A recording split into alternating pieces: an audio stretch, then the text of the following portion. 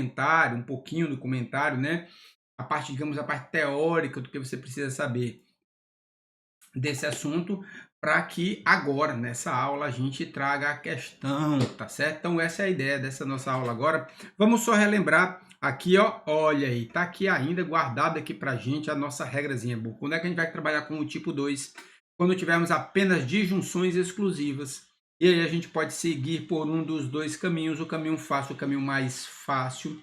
Caminho fácil. Caso, vamos logo pelo mais fácil. Se eu tiver proposições repetidas, é por lá que eu vou começar. É por essa proposição repetida. Atribuo o valor lógico verdadeiro e vou testar para ver se ao final, por ser uma disjunção exclusiva, essas proposições terão valores lógicos diferentes para que a minha premissa dê verdadeira.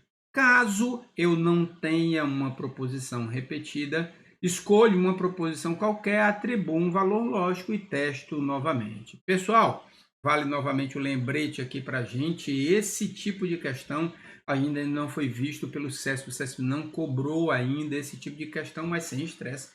Com a gente não tem problema. Deixa eu ver. Escuro aqui, assim, dá uma melhorada. O SESP ele ainda não trouxe nas suas questões falando dessa parte específica de distinção exclusiva, por isso a gente vai só olhar um exemplozinho até para fixar esse conceito. Perfeito? Tá aqui ele, ó, a nossa questão tá aí, ó, vamos dar uma lida. Três amigos, Fábio, Hugo e Mário, torcem cada um por um time diferente. Um deles é flamenguista, gente boa, o outro é vascaíno e o terceiro é botafoguense. Eu não gosto nem de falar dos outros dois, porque senão vão querer bater em mim. Mas as afirmativas a seguir são todas verdadeiras. Meu povo, olha só. Essa é a ideia que a gente precisa ter. Peraí, aqui. Essa é a ideia que a gente precisa ter. Ó. Informações afirmativas verdadeiras é aquilo que eu preciso saber para trabalhar com a parte das estruturas lógicas, da ideia de premissas. Ele me tem 4 premissas. Premissa 1, ou. Tá vendo aí? Ou. Premissa 2, ou. Premissa 3, ou. Premissa 4, também ou de junção exclusiva. Pronto, era o que a gente precisava saber. Note que aí, bem ali, aqui assim, eu nunca vou acertar isso. Eu tenho quatro premissas, todas elas vão ser verdadeiras, a questão me fala isso, mas são todas elas disjunções exclusivas. Vou fazer o seguinte, vou pensar primeiro no caminho fácil, até para a gente dar a ideia para vocês de quando é que pode ter problemas. Vou fazer o seguinte, vamos aqui para a nossa tela em branco, já está tudo informado aqui, eu vou fazer uma limpezinha nela, para que a gente possa resolver. Olha só qual é a ideia que a gente precisa ter para esse cálculo. Vamos trazer para cá, aqui.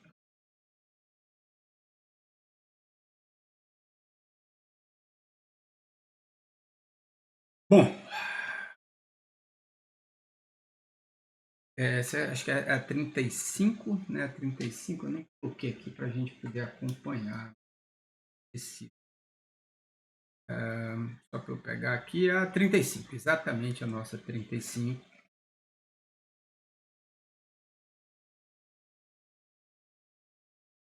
Por que é que você não está pegando a cor, filhote? Posso saber? Pronto, agora vai. 35. Perfeito. Pessoal, veja que eu tenho, ele me fala 1, 2, 3 e 4, né? 1, 2, 3 e 4. Todas elas são disjunções exclusivas e todas elas serão verdadeiras. Ele me fala o que mais, agora a gente vai para as proposições, né? Eu tenho que o Fábio é vascaíno, o Mário é vascaíno. O Fábio é botafoguense, o Hugo é flamenguista. O Hugo é botafoguense, o Mário é flamenguista, eu troquei aqui. O Fábio é botafoguense, eu troquei. E pronto. Terceiro é o Mário é flamenguista, o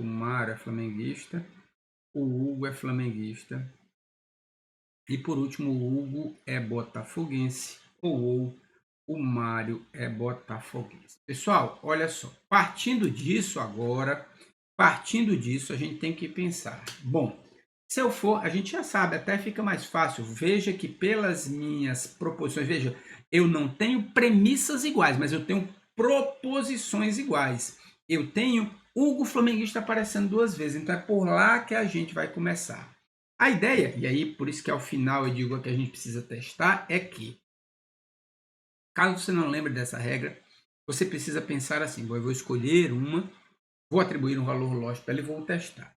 Se ao final, por esse exemplo, eu tenho cada pessoa, o Fábio com um time, o Mário com um time e o Hugo com outro time, três times diferentes e todas as minhas premissas sendo verdadeiras, ou seja, na disjunção exclusiva eu tenho que ter uma verdadeira e a outra falsa, independente da ordem, né? Valores lógicos diferentes, o meu teste deu ok. Qualquer coisa diferente disso, ou seja, se eu não tiver uma pessoa para cada time e se as minhas premissas não derem verdadeiras, o meu chute vai dar errado. Vamos para nossa pelo caminho mais fácil. Olha como é que vai ficar pelo caminho mais fácil. Ó, comecemos então pelo HF, o Hugo Flamenguista sendo verdadeiro, não é isso que a gente falou? Começa por aquela que é repetida, tá aqui, ó. Hugo Flamenguista verdadeiro. Hugo Flamenguista verdadeiro. Nós sabemos que, vou deixar aqui, ó, Hugo Flá. Pronto. Sabemos que por ser uma disjunção exclusiva, se uma parte é verdadeira, é porque a outra tem que ser o quê? Falsa. A outra tem que ser falsa e a outra tem que ser falsa. Não é isso mesmo? Para que no ou, né, valores lógicos diferentes.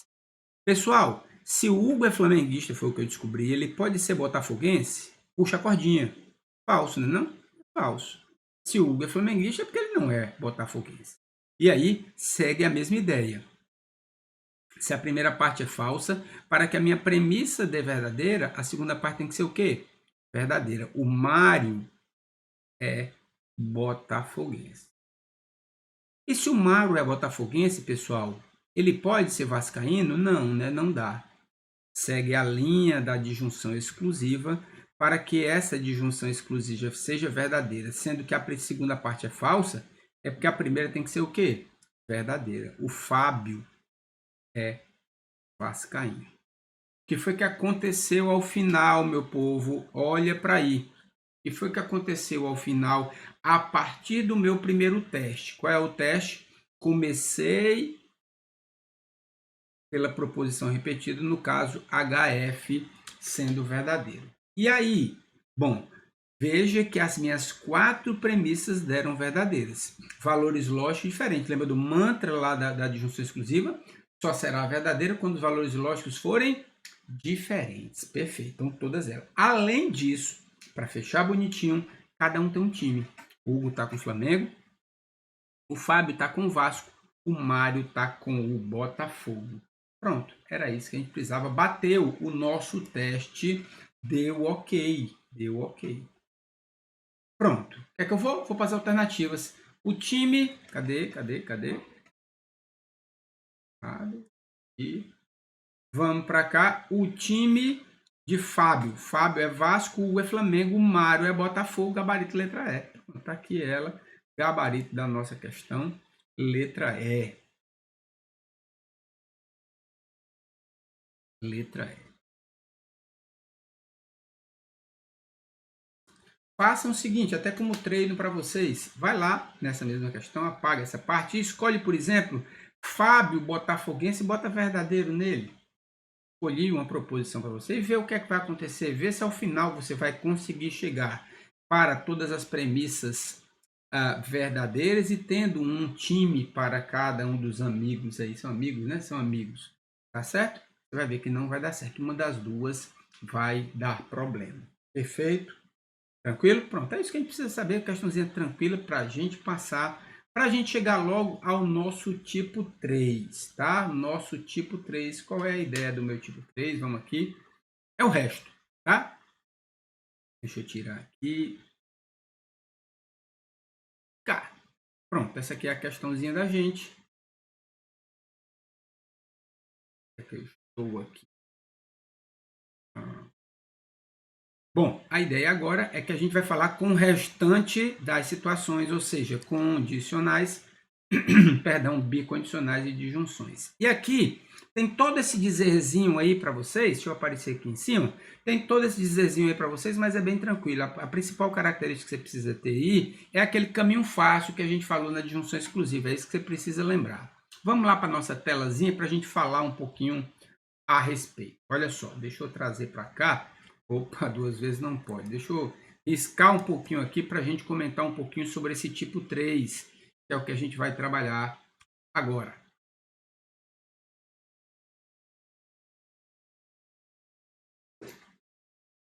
Bom, por que o pH chama isso aqui de tipo 3? Porque é o resto. Tá? É o resto daqui a pouco, vou deixar até esse restozinho com asterisco, daqui a pouco eu vou falar um pouquinho mais sobre isso aqui. A ideia é quando eu não tenho o tipo 1, eu não tenho o tipo 1, ou seja, dentre as minhas premissas eu não tenho nem proposição simples nem conjunção, e eu também não tenho nosso tipo 2, que são todas as disjunções exclusivas, aí a gente parte para o tipo 3. Aqui cabem duas observações, pessoal. Você pode escolher, e aí você dá uma lidinha lá no seu texto, e aí eu digo o seguinte, você pode escolher, caso aquelas, como dica, né? Aquelas proposições que aparecem mais vezes, e se dessa proposição eu tenho uma condicional, faça um dos dois caminhos, tá? Ou escolha a primeira parte sendo verdadeira, ou a segunda parte sendo falsa. Deixa eu explicar um pouquinho aqui no tete a tete. Veja, pessoal, o grande objetivo é a gente tentar descobrir o valor lógico das partes, né, das proposições que formam as nossas premissas. Se lá no nosso estudo não se encaixa nem no tipo 1 nem no tipo 2, a gente parte para o tipo 3. Eu quero começar por uma condicional, não dá para começar com qualquer valor.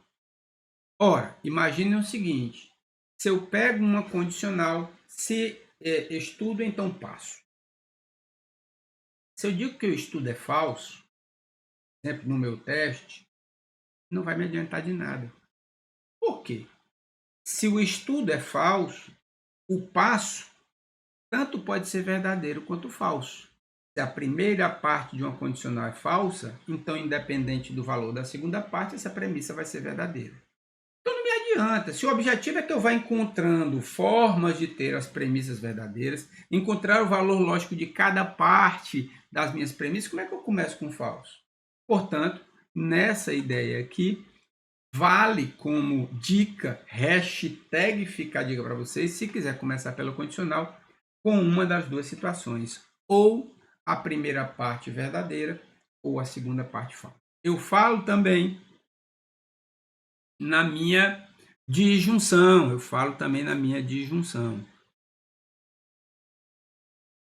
E aqui a ideia é um dos dois casos, uma das duas tem que ser falsa. Ou eu faço a primeira parte sendo falso, ou eu faço a segunda parte sendo falsa. Para quê? Para obrigar que a outra parte seja verdadeira, tá certo? Então essa é a ideia. Pessoal, já deixo aqui de antemão que esse tipo 3 também para o CESP não é tão utilizado, não é. Também vamos ver mais como forma didática. Por quê? Porque daqui a pouco, aí sim, vale muito a pena a gente falar da cara do CESP. O que vem a ser a cara do CESP? É uma questão bem específica que o CESP gosta. Bem, a cara do CESP é um tipo de questão que ele gosta de trabalhar, que a gente vai trazer uma abordagem diferente para o nosso estudo. Passamos o seguinte, antes da gente chegar digamos, nessa abordagem da cara do CESP, vamos dar uma olhada no exemplo de número 36, para a gente ver um pouquinho o tipo, como é que a gente vai trabalhar com essa forma, e especialmente porque é bom a gente entender a nossa cara do CESP. Vamos lá. Aqui. Bom, tá aqui o nosso item 36, é uma questão bem grandinha, é de múltipla escolha, mas deixa eu desaparecer rapidinho aqui. Considere as proposições abaixo sejam premissas de um determinado argumento. Vou ficar até por cima das alternativas que não me interessa agora. Olha aí, premissa de um determinado argumento. Se é premissa, meu povo, se é premissa, morreu Maria Preá. Proposições verdadeiras. Primeira proposição, se Roberto é brasileiro, então Roberto tem liberdade de associação. Proposição composta, condicional. 2. Roberto não tem liberdade de associação ou Magnólia foi obrigada a associar-se. Proposição simples ou composta, composto, conectivo ou disjunção. 3. Se Carlos não interpretou corretamente a legislação, então Magnólia não foi obrigada a associar-se. Terceira premissa, proposição composta, condicional. São duas condicionais e uma disjunção. Assinala a opção que corresponde à proposição que é verdadeira por consequência da veracidade dessas premissas, ou seja, ela quer a conclusão, né? Verdadeira por consequência da veracidade dessas premissas, e aí vem para as alternativas. Se a gente pensar na nossa forma do tipo 3, primeiro, é tipo 1, eu tenho proposição simples ou conjunção? Não. É tipo 2, são só disjunções exclusivas? Não, cai no tipo 3. E o tipo 3, a ideia é escolher uma parte, atribuir um valor lógico e verificar, fazer o teste para ver no que é que vai dar. Perfeito? Vamos para cá. Novamente apagando aqui.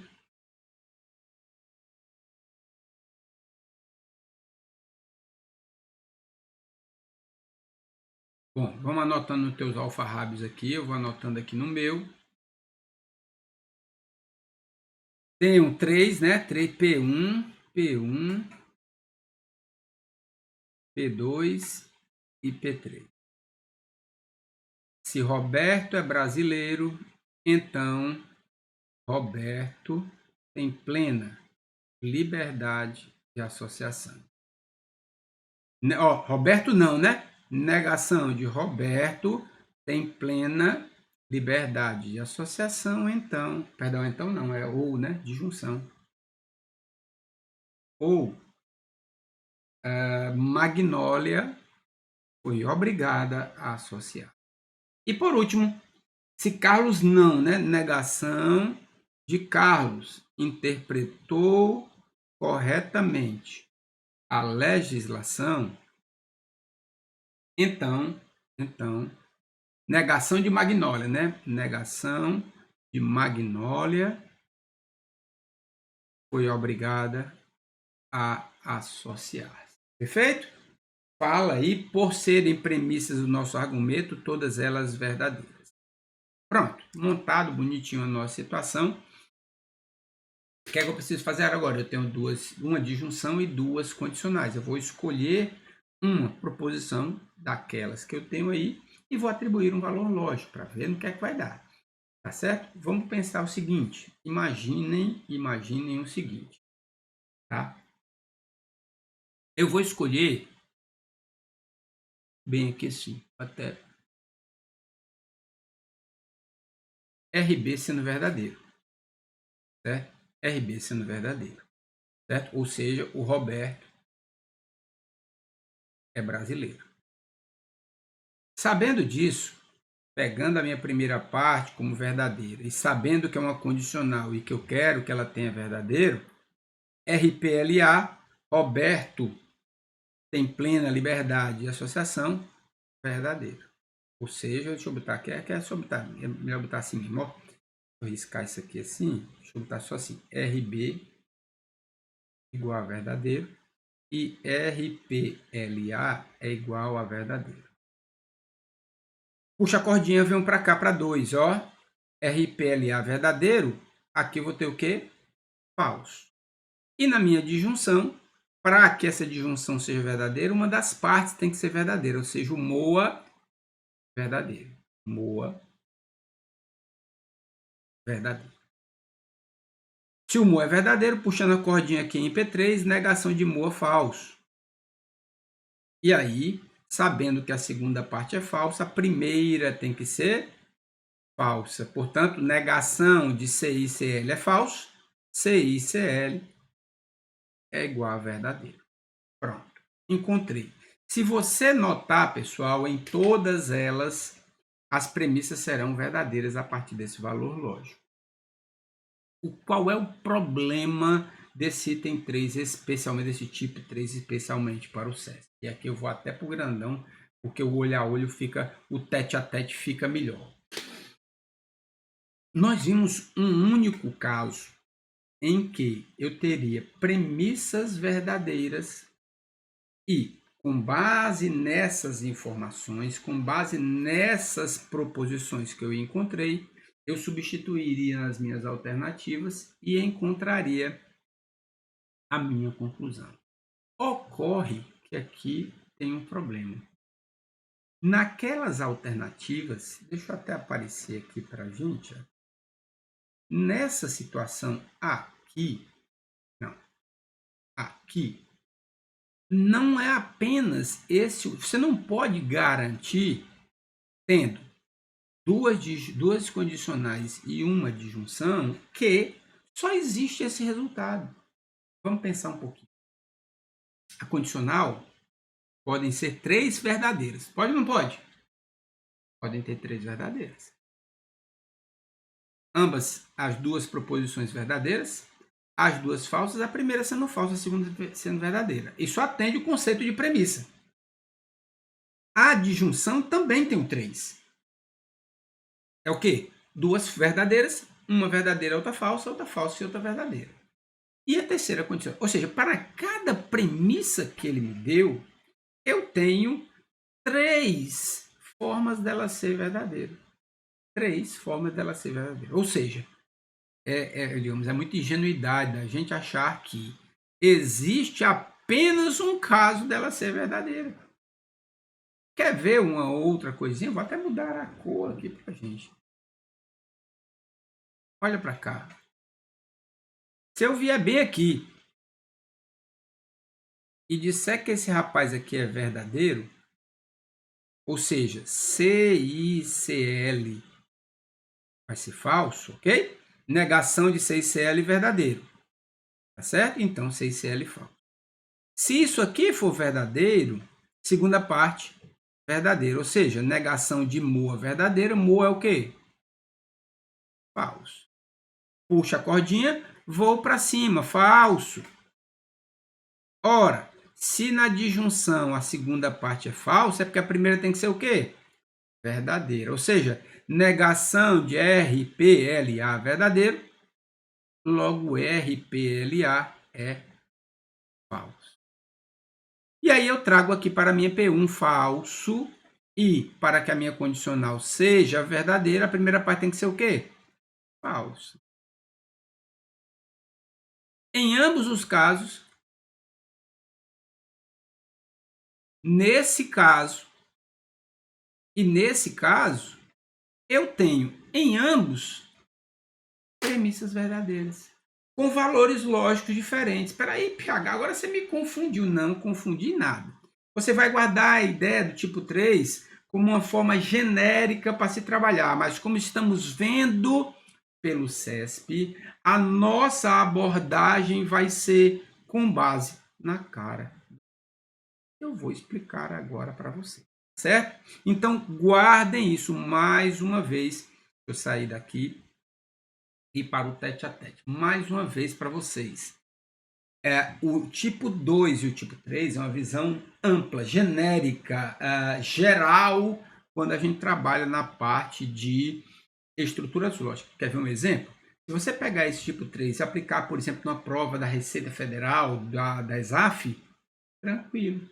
Normalmente, se você aplica ao contrário, a Receita Federal, nas questões que ela envolve essa parte, você não vai conseguir outro valor lógico para isso aí. Então, é uma forma geral. ampla. Agora, por a gente estar trabalhando com aquele rapazinho ali, ó, o CESP, aqui a gente dá um stop in the name of love para que a gente conheça não é tão nova, a cara do CESP. Nesse momento eu peço a vocês mais do que nunca uma mente aberta. Nós vamos quebrar alguns paradigmas no estudo das estruturas lógicas agora, para que a gente encare uma questão da nova cara, da cara do CESP, certo? A gente vai mudar um pouco a perspectiva. Uns 4 minutinhos eu vou fazer essa introdução, mas sem estresse. Se tiver problema, a gente volta na próxima aula. Vamos aqui, ó, nossa telazinha em branco. Vou sair daqui porque eu quero que vocês prestem atenção na lousa. Não quero nem que vocês olhem, porque eu sei que o pH é algo extremamente charmoso. Vocês podem ficar olhando para mim e esquecer da lousa. Não quero nem isso. Ó, vamos para cá. Bom, a primeira coisa que a gente vai trabalhar agora com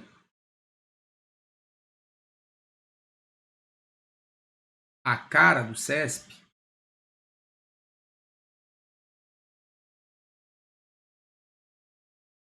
é como identificar. Como é que eu identifico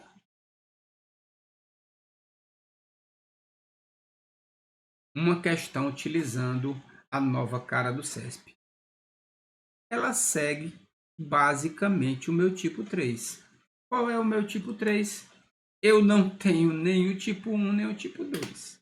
Eu tenho condicionais, eu tenho disjunções, eu tenho bicondicionais. Especialmente, e aí segue muito do que ele já cobrou até agora, quando eu tenho, na sua maioria, ou até mesmo totalidade de condicionais.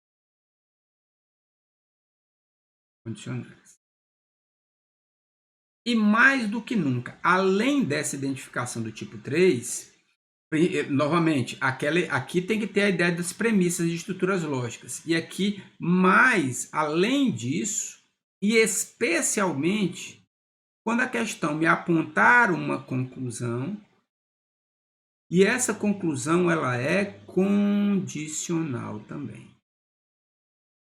Aqui vale uma partezinha para a gente. Olha só. Nesse caso, nem tanto, porque aí são de múltiplas escolhas, né? Múltiplas alternativas. Mas normalmente, e nós vamos ver exemplo disso, quando temos verdadeiro e falso, ele me dá premissa 1, premissa 2, premissa 3, premissa 4, até premissa 5. E conclusão. Com base nas minhas premissas, eu vou olhar, dentre as minhas premissas que eu tenho aqui, a sua maioria, a sua totalidade é condicional? Sim. Quando ele diz isso, ele diz, e tendo como conclusão tal, esse argumento é válido? Essa é a pergunta que vai ter na nossa questão. Eu vou ver essa conclusão é uma condicional? É. Então, é a cara do CESP. Tá certo? Então, para que a gente tenha esse molde, essa identificação na questão do CESP, a cara do CESP, nós devemos pensar em premissas. Eu não tenho disjunção, eu não tenho conjunção, eu não tenho proposição simples, eu não tenho apenas disjunções exclusivas. Eu tenho, especialmente na sua maioria ou totalidade, condicionais. O exemplo da nossa questão, eu tinha 2 condicionais e uma disjunção. Perfeito, se encaixa. Se você olhar as alternativas, a alternativa B, a alternativa C, a alternativa D e a alternativa E B, C e E trazem condicionais. Ok? Então, posso encarar essa questão como uma cara do CESP? Posso. Posso tratar dessa maneira. Certo? Eu tenho, na sua maioria e totalidade, condicionais. E a conclusão, que é onde eu quero chegar, no caso as alternativas, também posso pensar como a cara do CESP. Tá certo? Além disso, e até como, digamos, um complemento para a gente. Se você olhar, acho que não está aí com vocês, porque deve estar na próxima aula, mas sem estresse. Então, vamos fazer o seguinte, vamos dar uma paradinha por aqui, até mesmo para a gente não parar exatamente nessa parte da identificação, já conseguimos identificar. No início da próxima aula, não vamos nem olhar essa questão novamente ainda, vamos falar ainda dela aqui. Mas a ideia é, como é que eu resolvo uma questão envolvendo a cara do CESP? É aí que a gente vai quebrar os paradigmas da estrutura lógica. Abre a mente, vai ali, toma um cafezinho, abra sua mente. Não, não é esse caminho, não. Você vai abrir sua mente para entender um pouquinho sobre essa parte. Perfeito? Daqui a pouco a gente volta. Beijo no papai e na mamãe.